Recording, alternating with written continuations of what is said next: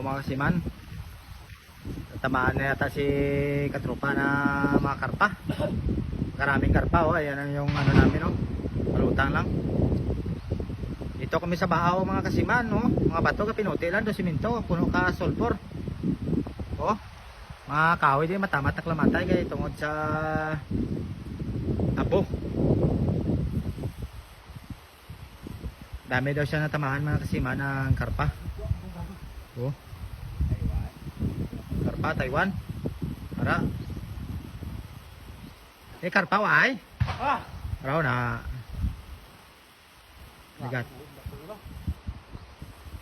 Negatik lang.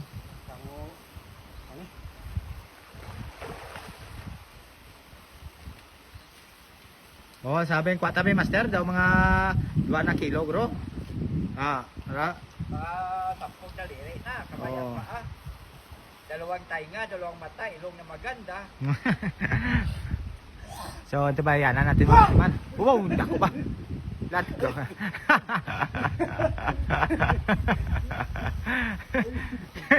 Nako galing nga karpa mga kasiman. Daw nagulat si master, siguro mga 2 kilo ang karpa.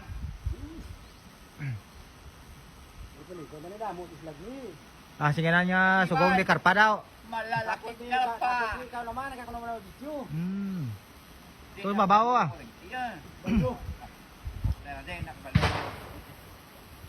Ang gaya na palakpat na niya. Papalak man na siya. Kubi. Uway mo na kwaon. Wow, hintik eh. Terus mabaho dagko man na to karpa oh. Salakad di sila kay.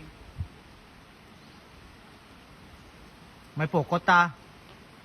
Damo ni ko ta. Kadua na sa makibot. Wala ka buhay isa, way nang palakuha. Mo gani. Napakwa lang kamo. Ang pormiro nga kwa buyan ganay.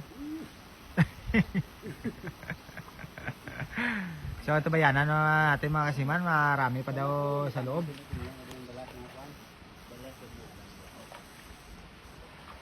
So yan, visit pa rin si Katropa. So pakibisita yung page ni Katropa, ni Master Tiloy, no? Mga kasiman, pakipalo na rin mga kasiman yung page ni Master Tiloy. No, pakipalo na ang page ni Master Tiloy. Tayo ng karpa. Paksiw-paksiw lang. Masarap yung mga kasiman yung karpa sa ginataan. No? Ginataan. Masarap yan eh paksiwin tapos gataan.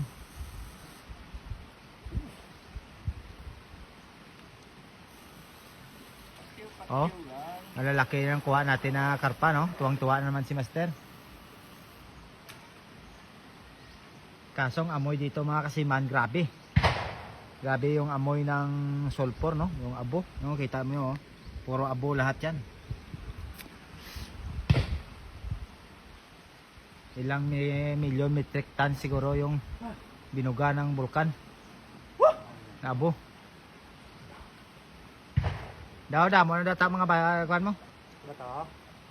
Para daw mga balalayan ka sila da namin da gangang.